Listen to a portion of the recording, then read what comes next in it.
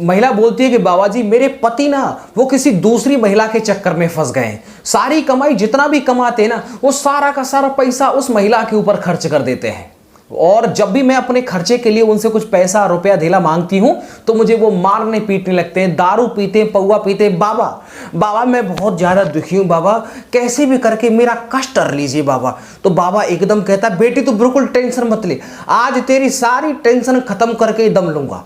ये बाबा का अपना स्टेटमेंट होता है। अब क्या होता है, यही समय था जो बाबा को एक्सपोज करने का था, वो समय अब आ चुका था साथ। एक दिन एक व्यक्ति अपनी स्टॉल पर जलेबियां बना रहा होता है और उसी समय पर एक बाबा जो है उसके पास में आता है और कहता है कि बेटे तेरे ललाट में यानी तेरे माथे पर जो ये रेखाएं खिंची हुई हैं ये साफ साफ कह रही हैं तेरा जन्म हुआ है वो जलेबियां तलने के लिए नहीं हुआ है, तू तो एक बहुत बड़ा संत साधु संत जो है वो बनेगा।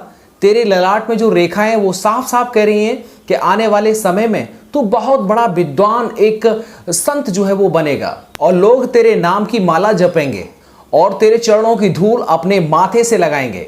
इतना सब कहने के बाद में वो जो बाबा होता है वो वहां से चले जाते हैं। तो दोस्तों जलेबी तलने वाला जो अमरपुरी नामक जो व्यक्ति था उसको लगा कि यार ये तो कोई पहुंचा हुआ संत है, तभी तो ऐसी बातें बोल रहा है मेरी माथे की ललाट की रेखाओं को देखने के बाद में।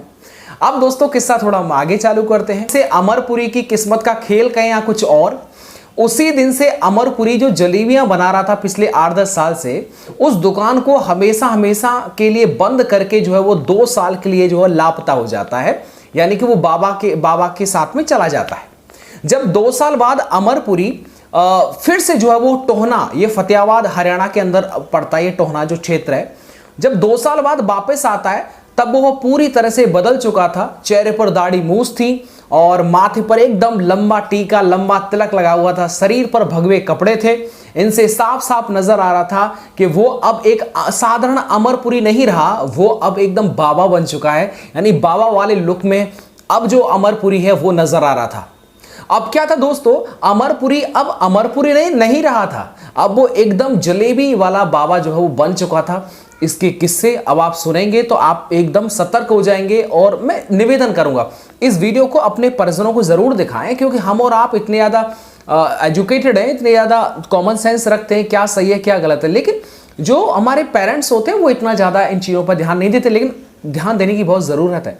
इस वीडियो को अगर आपके दिल में उतर जाए, लगे कि सच में यार अच्छी बात है, तो जरूर इस वीडियो को लाइक और जरूर अपने दोस्तों तक, साथी जो भी आपके व्हाट्सएप ग्रुप है उन पर इस वीडियो को जरूर शेयर करें। अब इस स्टोरी को बताता हूं कि इसमें 120 से ज्यादा जो साधु जो इनके भक्त थे, जो महिलाएं इनके दरबार में आती थी कि बाबा मेरे कष्ट को हर लीजिए, मुझे परेशानी है, उनके साथ में जो रेप किया, बलात्कार किया, बाद में किस तरह से घटना का जो खुलासा हुआ, ये जो मैं कहानी आपको बताने जा रहा हूं वो रियल है।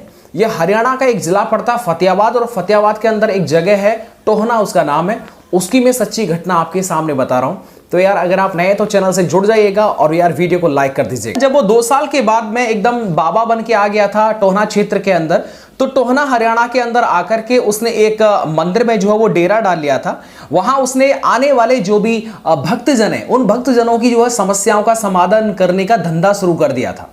एक अनपढ़ व्यक्ति, जलेबी तलने वाला व्यक्ति, और देखो किस तरीके से बाबा बन जाता है, तो उसने धंधा जो है वो चालू कर दिया था। फिर क्या था भाई, इसके लिए उसने कुछ जो निठल्ले व्यक्ति होते हैं उनको जो है पैसों का लालच देकर के अपने आप को सिद्ध तांत्रिक और बड़ा तेजस्वी, बड़ा ही ज्योतिषी बतलाने का जो है प्रचार शुरू करवाना चालू किया कि लो मेरे चेलो, लो मेरे शिष्यों, लो 1000, 2000, 10,000 और मेरे नाम का डंका बजा दो इस पूरे टोहना के अंदर, मुझसे बड़ा बाबा कोई नहीं हो सकता। दोस्तों मैं एक बात कहना चाहूंगा, अशिक्षित ही नहीं यानी अनएजुकेटेड लोग नहीं आते थे उसके पास में, पढ़े लिखे लोग भी उसके अंधविश्वास के अंधेरे में जीते आ रहे थे। अब आप समझ सकते हैं कि सिर्फ एजुकेटेड या अनएजुकेटेड की बात तो साथियों यह भी एक एकदम कटु सत्य है कि यदि 10-15 लोगों पर अपने तंत्र मंत्र का अगर हुनर दिखाया जाए ना, तो उनमें से भाई 2-4 लोग तो ऐसे होते हैं कि उनके मानसिकता पर आपका तंत्र मंत्र का अवश्य प्रभाव पड़ता है।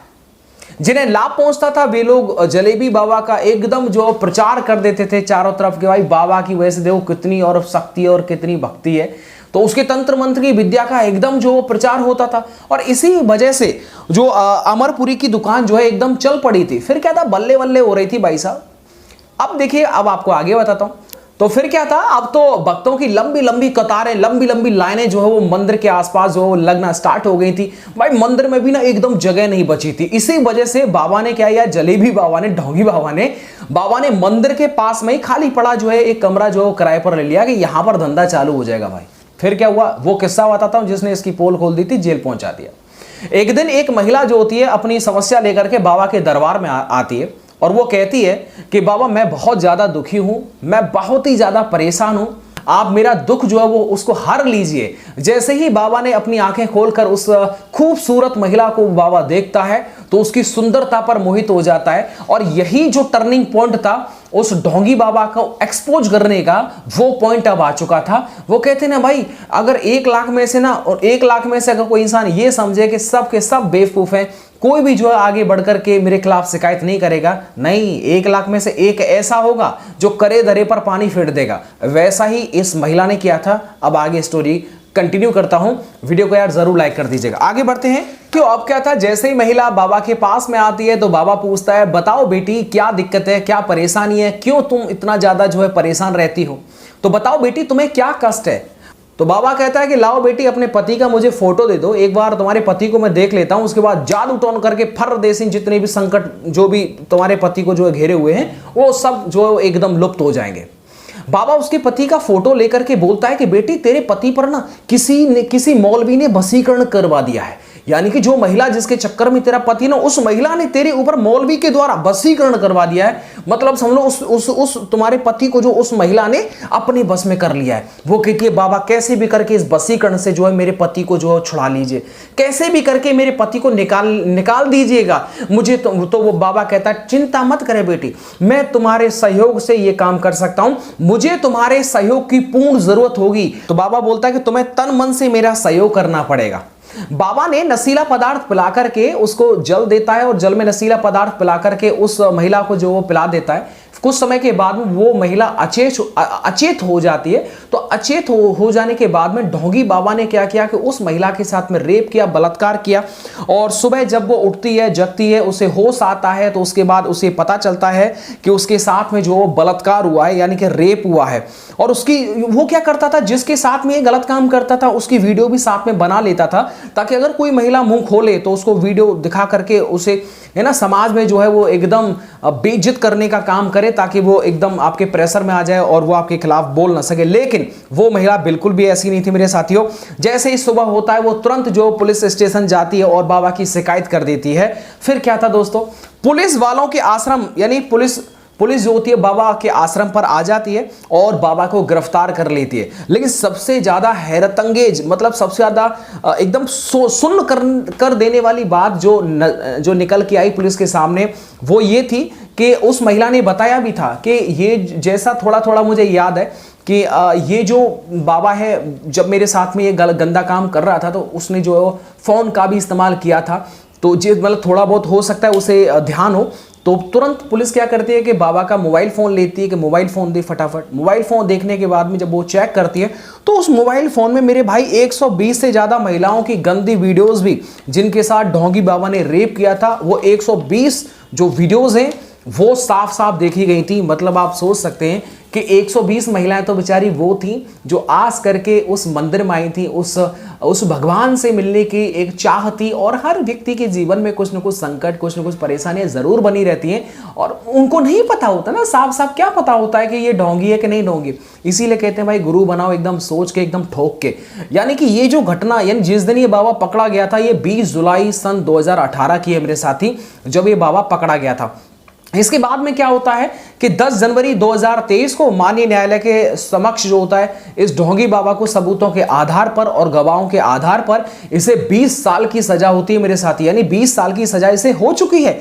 और साथ ही में ये लेटेस्ट है, 10 जनवरी 2023 को इसे हुई थी। साथियों, जो जज साहब वो एडीजे बलवंत सर थे, जिन्होंने जो है इन्हें सजा सुनाई, जिन्होंने इसे कन्विक्ट किया, जिन्होंने इसे बिल्कुल दोषी माना, और उन्होंने जो है इस ढोंगी बाबा के बारे में जब अपना जजमेंट दिया तो उन्होंने जो इस ढोंगी बाबा के बारे में जो कहा वो सुनने लायक है, आपको भी सुनना चाहिए। वो जजमेंट में क्या लिखा था, उन जज साहब ने पता है क्या कहा था? वो जज साहब कहते हैं कि आज जो इंसान मेरे न्याय के इस कटघरे में खड़ा हुआ है, उसका नाम अमरपुरी उर्फ जलेबी बाबा है। यानी किसी के दो नाम होते हैं तो उसमें प्यार भरा नाम जो जनता के सामने उसे उर्फ लगा करके नाम बोलते हैं, तो उर्फ जलेबी बाबा है।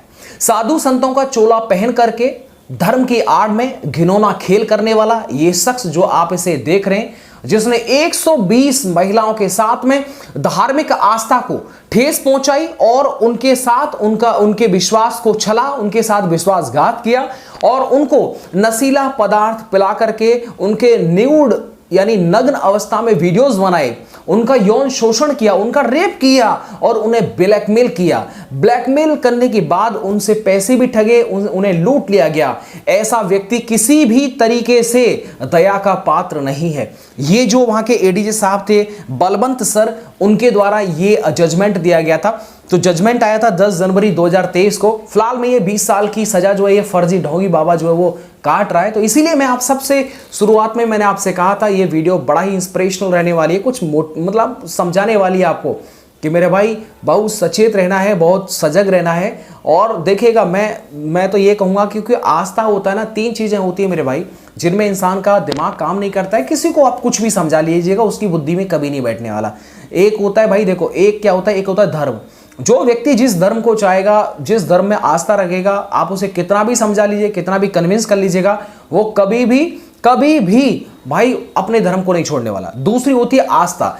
इंसान जिस पर आस्था रखता है, जिस पर विश्वास रखता है, जिस पर भरोसा करता है, मेरे भाई कितना भी उसे बता दो भाई गलत है, ये सही है, इधर जाइए, इधर मत जाइए, उसकी बुद्धि में कभी नहीं आने वाला। एक होता है प्यार। तो ये 3 चीजें ऐसी होती हैं जहां पर आप कितना भी कन्विंस कर ले, कितना भी समझा लीजिए, मेरे भाई उनकी बुद्धि में नहीं बैठता है। इसी तरीके से मैं इस वीडियो के माध्यम से भी यही बोलना चाहूंगा कि कभी भी इतना जल्दबाजी में अपने गुरु जो है वो डिसाइड ना करें, अपना गुरु ना बनाएं। सोच समझ करके यार, एक बात ना, जीवन के अंदर ना, पूरे ब्रह्मांड के अंदर यार सबसे बड़े भगवान, सबसे बड़े ईश्वर अल्लाह परमात्मा हमारे माँ बाप हैं यार। मैं सही बता रहा हूँ। ऊपर वाले का भले ही आप प्रणाम सुबह उठ करके करो या मत करो, लेकिन अगर आपने अपने माँ बाप के पैर छू लिए, उनका मान सम्मान कर दिया और साथ ही में उनका अगर इज्जत बढ़ा दी, मेरे भाई इससे बड़ा ऊपर वाला भी एकदम खुश हो जाएगा यार। जो आपको साक्षात, जो आपको सामने दिखाई दे रहे हैं, जो भगवान यार, उनको आप पूछ नहीं रहे हो, वो एकदम भूखे प्यास हैं, उनको इलाज की जरूरत है, उन्हें चश्मे की जरूरत है, किसी भी तरह का आप सहयोग नहीं दे रहे और उनसे सुबह शाम गालियां बक रहे हैं, बताइएगा। और मंदिरों में जा करके जय हो बाबा, बाबा मैं मर जाऊंगी बाबा, आपका जय हो बाबा, अरे कृपा शांति, कहाँ से शांति आएगी भाई? जो घर में वास्तविक शांति देने वाले उनको तो आपने रुला रखा है। तो आप क्या उम्मीद करते हो कि किसी मंदिर, गिरजाघर और घंटाघर में जाने के बाद में आपको जो है वहां पर मानसिक शांति मिलेगी? तो सबसे पहले हमारे माँ बाप है, माँ बाप की सेवा करेंगे, माँ बाप का ध्यान रखेंगे तो पूरी जिंदगी एकदम चकाचक कटेगी भाई। इसीलिए मैं ज़्यादातर जो विश्वास रखता हूँ वो अपने माँ बाप पर रखता हूँ और माँ बाप के बाद में जहाँ मेरा आस्था है वहाँ पर उनकी पूजा पाठ करता हूँ। लेकिन इस तरीके का जो ये इस स्टोरी के अंदर मुझे देखने को मिला भाई, इन चीज़ों से मैं दूर रहता हूँ। चलेगा, मिलता हूँ आपको नेक्स्ट वीडियो के साथ। वीडियो को जरूर शेयर करें। मिलते हैं आपको नेक्स्ट वीडियो के साथ। वीडियो को देखने के लिए आप सबका बहुत बहुत शुक्रिया। और अन्य कहानियाँ सुनने के लिए प्लेलिस्ट है 2025 सच्ची घटनाओं पर आधारित। ये सारी कहानीज़ हैं जो मैं आपको सुनाता हूँ, उनका आप जरूर देख लीजिएगा। Thank you.